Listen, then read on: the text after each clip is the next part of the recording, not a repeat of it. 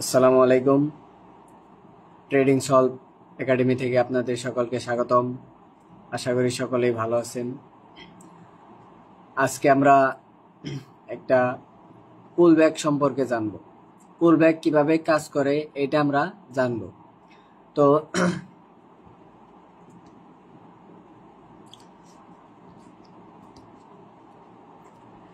এই যে আপনারা দেখতে পাচ্ছেন যে আমি তিনটা রেড কালার দাগ টানছি। এই হচ্ছে একদম হাই, এটা হচ্ছে মার্কেটের হাই।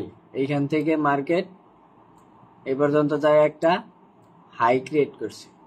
ওকে, দেন এইটা ছিল হাই।